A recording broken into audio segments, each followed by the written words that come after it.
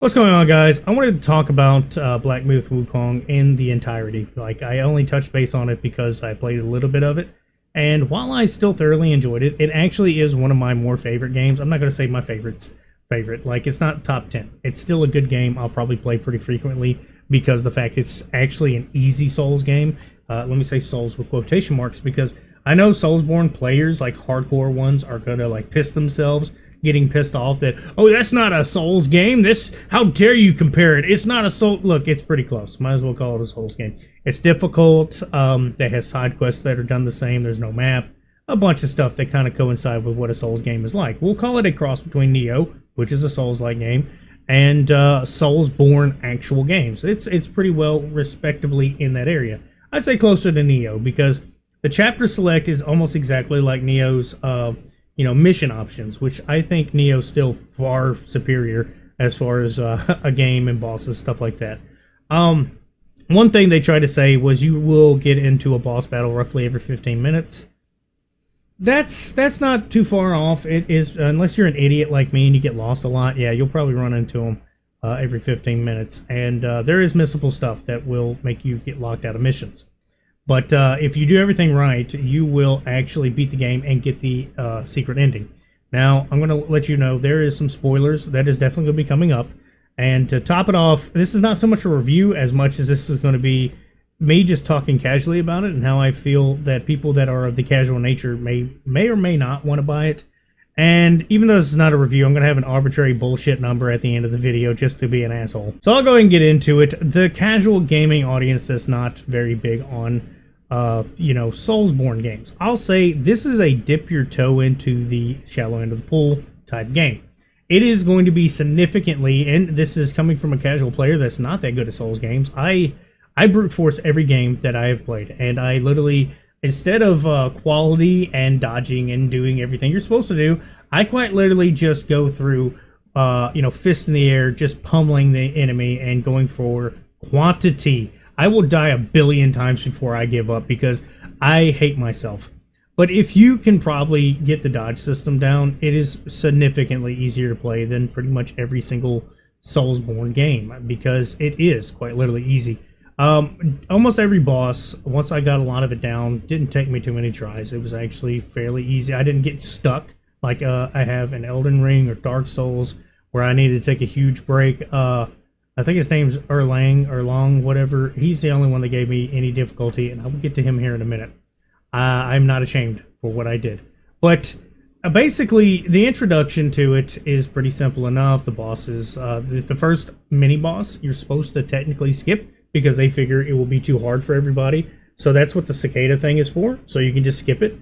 But there's also a mini-boss adjacent that starts a secret quest. When you beat all three of the side bosses, I think one of them is direct, so he's not technically a side boss. You have to fight him to continue on to the story elements, but still.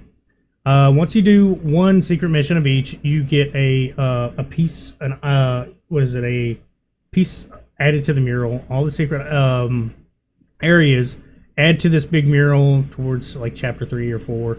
And at the end of the game, when you beat the game, you get to go back over there and actually get the true ending, which is really cool. Another thing I actually forgot to mention, for Soulsborne players, hardcore people, or that play them religiously and are super judgmental, this is going to be a walk in the park. This is probably a 20-hour game for some of them.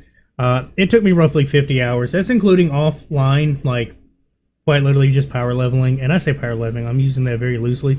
Power leveling in this game is not much. There's not much to look forward to, except for it just helps you have a more wide variety build. The only reason why because like leveling up, I didn't see that it levels up your health. I might be wrong, but I didn't see where it actually significantly levels up your health. Everything comes from in-game. You have to have the right armor, you have to have the right, like there's a few slots that help you with health, but it's mainly items you pick up, and you can make these pills, which are celestial pills, make from a dog that gives you the pills. It takes so many, I forget the item, it's just like 2 or 3 of one item that's very hard. It's not hard, it's just very rare to pick up, and you can get health from that. Now, I only farmed a few of those. I really didn't get a significant amount off stream because I had such shit luck off stream. I guess it was just pretty much divine intervention right there that I would still have to do it almost as legit as possible. Now, the bosses, I think they're really cool. They're very unique in their design. Their fighting style is pretty good. And another thing, every single chapter has like a secret item that is meant to use for the final boss to make them pretty much significantly easier. They all have like a 2-stage problem where the first stage is, fair, you can get through it. Second stage, they have some overpowered jackass ability that makes it harder. And 2 of them, I never got the secret item. So I did it the hard way. I take that back. The first one I did have the secret item. I forgot. I actually did, and it was accidental. Second one I did, and third one I don't think I did. And by the time the fourth or fifth I did. I had the secret item. Made it a lot easier. But the fourth one, yet again, I didn't, or the fifth one, I didn't use. He was the red boy. I forget what his second stage is. But the second stage, you're supposed to use the fan. And I completely forgot about it and didn't even think about it, and I never used it. But the fan comes in handy on quite a few of the bosses. The gameplay, it is 100% tedious. While you can change it up a little bit, which it does help, you have summons, you summon something for like 10 seconds. Then you can also transform, which the transformations are really cool. Once you get the I forget the lightning guy, he's supposed to be really hard. I didn't have as much trouble with him as I did the secret final boss, which yet again, I'll get to that here in a second as far as the details of it. But I didn't find any of the bosses as hard as everybody was saying, so that was a big plus. And I guess it's more casual audience just talking about what was the hardest, technically speaking, because the 4 longs, the dragons basically, I didn't find them as hard as everybody said they were. The final dragon guy was actually fairly difficult, but I did get through to him. I was excited when I did beat him, don't get me wrong. A lot of the main bosses for the chapters were not actually difficult. A few tries, a little bit of a pissy attitude, and yeah, I got through them. The Chapter 5 boss probably was the hardest of the final bosses to me, or the chapter bosses. Because even Wukong himself, in the final chapter, was significantly easier. The cutscene before getting to him took longer than me actually beating him. Now, the first fight, when I fought him, I got all the way to the 4th stage, and I was super surprised because I thought, there's no way I beat him. And then he had a 4th stage, and yeah, he beat me. Now, it wasn't, I don't remember, I don't think it was like just horrible. But yeah, he got into his, I'm the badass, he took the ultimate ability away from you, and yeah, he beat me. I think it may have been one more try, and I beat him. And I was very surprised, like, this can't be it. And yeah, it was. That was the official part of the story done. Quote unquote, the bad ending. Now, let's get into the secret boss. Now, the secret boss is the guy from the beginning, the guy with 3 eyes. He took my lunch a lot. Now, to get to him, you have to complete every secret mission on every level. I suggest you also follow the monkey. There's a monkey that if you go to where he's at, he'll like be right next to a statue head, and then you get an eyeball from it. You go up to a mini boss, a giant boss, but a giant mini boss in Chapter 6, and that's where the final one is going to be. It's this big giant rock monster, and you just beat the shit out of it slowly. That's what I did. I chipped away at him, got him done, and he gave me the 5th and final eye. You take it to the dog, and it gives you like 25% on every single stat, or at least your health, magic, and stamina, which is significantly useful. So I went ahead and did that. It was kind of accidental. I didn't know the how far it goes doing that, but it worked out in the end for me. But back to the secret boss. Basically, you go back to like Chapter 3 or something, and there's it was a 4. It's one of the 2. I can't remember. But it was an area where it's got the murals that you finish a chapter on. Now, if you finish the chapter 100%, the mural's on there. Okay, that's something I think I found out because the last few murals never really popped up. That's because I missed a lot, and they actually, even in the ending cutscene or whatever they show the mural, they make comments about where you messed up, and I think it's funny. I will be replaying it, just probably not on stream.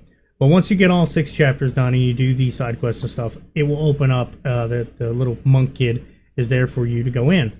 And you go in, and it's literally time. You are going to go fight the 3-eyed guy. Now, I said I was going to wait and talk about it. I cheated. I did try to fight him for like over an hour, maybe 2, and he slapped me around a lot. He was probably the one that beat me the most, and I just got tired of it, and I ran across the glitch. I didn't do it on purpose the first time. It was an accident. And I found out I needed the extending pole, and I couldn't make it work, and I never could get it to reactivate. So right after that, I decided, you know what? I'm tired of him whooping my ass. I just want to get this done. It was just like, it's like a bad date night. You want it to be over with, so you want to find the easiest way out. So that's what I did. I looked it up, and it's this simple. If you choose to use it while it's still able to be done, I'll go ahead and tell you. It's this easy. So he's up at the little plateau. Like, you got stairs you got to walk up to at the end. You start out, you know, at your shrine. The shrine goes up to the steps, stop. That's it. Stop at the steps. Swap your vessel. You it just activates the field. So you, like the invisible wall. Well, it's not even fully invisible. It's like an actual force field. You should have activated it. That means you can't go any further. Just to be quick, use the talisman to teleport back. And once you teleport back, rest and do all your settings you need, which I recommend the third stance, which is the pole that like shoots out. Do everything on the stamina, everything on your stamina bars for focus, and do the pole. Also, the power ability, or the magic ability that gives you like double damage, do that too. And you're done. Just walk up to the cliff, slightly left of the stairs. It's going to be where he can't really hit you. Be careful. There's one attack that will hit you, and it's the one that he dives out and he actually stabs you. He could pull you into the arena with that. And the rest of the stuff you can pretty much block with the that little rotation thing he does. You can block all of his swords with it, which I completely forgot about. You use that ability so little, I just forgot it was a thing. But pretty much you just rinse and repeat. You hold it down, and on your third focus, shoot it through. Usually make sure he's doing like a certain move that keeps him close. None of his super big AoE attacks will hit you, except for like when he goes to the side a little bit and he starts trying to attack you from there. When he starts going to the right, that's where he can do damage. And the other one, like I said, when he's trying to stab at you to pull you in, that will do it too. So you got to watch it. You'll know when you get it down, his patterns, and you can just chip away at him and beat that part. I just found it tedious, and I'm not gonna lie. Like I said, I got butthurt. I'm not gonna lie. You can call it cheating by all means. It was, but it was in the game at the time. And honestly, if you look at it canonically, that's such a Wukong thing to do. So I did it, and I beat the game that way. I did beat every single boss legitimately. I never used the magic clone like glitch that was going on for the first like 5 or 6 days of release. If you don't remember, basically if you did one of the abilities where you like spin around on the pole and like attack, you can literally instantly stop by using the cloud step. And then as soon as you do that, you have infinite magic and you have no cooldowns. So you can literally just do clones, and they would just smack the shit out of every boss, and it made everything super easy. Because when you do that, the boss doesn't attack you, it's attacking them.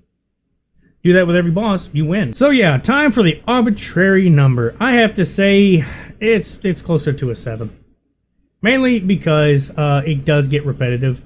I did like the details of the world. I did like a lot of the map. The reason why I give it a 7 is because like the final chapter is where all the cool stuff is.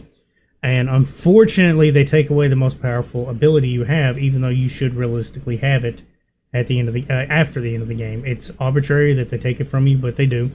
That's also another reason. Also, some of the maps are designed to where like these invisible walls don't seem like they should be there. They're not consistent, is the only thing I have to say. And it's because the graphics and the map design's so good, it's just confusing at times. Because you'll have areas where it looks like you can kind of walk off, but you can't. And I don't understand the boundaries. Like, that's just a me thing, I guess. There's been a few complaints I've seen like that. So I say probably pretty consistent that the map design is so good, but the boundaries are so unknown. That's like one of my biggest gripes. But yeah, I think 7's a good solid score for me. I'm joking, it's actually more like an 8. But still, I think it was a pretty good game. Like I said, I'll do New Game Plus in my own time. I don't think I'll probably stream it again because it doesn't have the replay value of like doing Elden Ring, because, you know, it's not this vast, open, awe-inspiring area. Like I said, Chapter 6 is where it gets pretty cool. But other than that, it actually just seems like a very dull area after flying around for an hour. But the rest of the game was pretty good. The beginning, middle, and all of it was pretty well done. I like the armor. The armor was really cool. And like I said, all the bosses did feel pretty well unique. There's a couple clones with just some tacked on abilities, but that doesn't really take away from it. They're still really cool. But I think I've talked long enough. I will say if you're thinking of buying it, I can recommend it. I would say it's pretty well worth the price. Especially with how much easier it is for somebody that's not big on Souls games. But that's about all I got to say. Y'all have a good one.